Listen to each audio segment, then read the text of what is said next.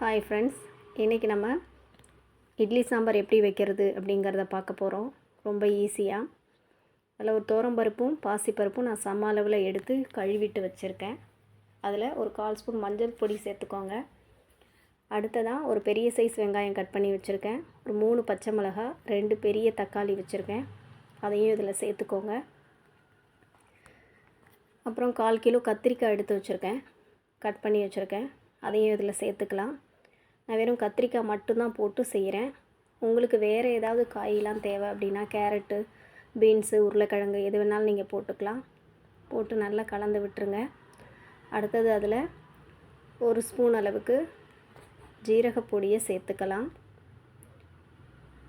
அடுத்ததாக ஒரு 2 துண்டு கட்டி பெருங்காயம் சேர்த்துக்கிறேன். கட்டி பெருங்காயம் நல்லா வாசனையாக இருக்கும்.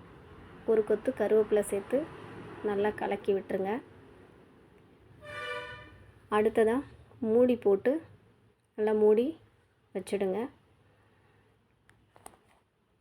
இப்போ 2லேருந்து ஒரு 3 விசில் வந்தால் போதும். விசில் வந்த பிறகு இறக்கிட்டு எப்படி இருக்குன்னு பார்க்கலாம். பருப்பும் காய்கறியும் நல்லா சூப்பராக குழைவாக வெந்திருக்கு. இப்போ நம்ம அதை மத்து வச்சு கடைஞ்சி விட்டுக்கலாம். நான் எப்போவுமே மத்து வச்சு தான் அந்த பருப்பை கடைவேன். உங்களுக்கு நீங்கள் எப்படி தேவையோ அப்படி வச்சு கடைஞ்சி விட்டுக்கோங்க. நல்லா கடைஞ்சி எடுத்துட்ட பிறகு நம்ம அதுக்கு தேவையான பொடியெல்லாம் போட்டுடலாம்.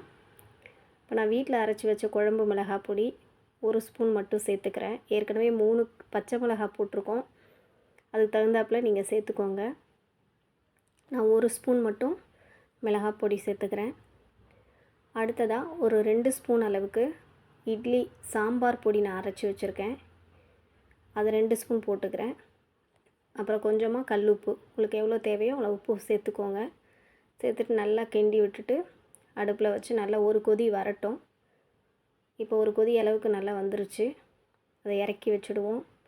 இறக்கி வச்சுட்டு இப்போ ஒரு தாளிப்பு போட்டுடலாம். தாளிக்கிற கரண்டியை வச்சுட்டு எண்ணெய் விட்டுக்கோங்க. அதில் கொஞ்சமாக கடுகு சேர்த்துக்கோங்க.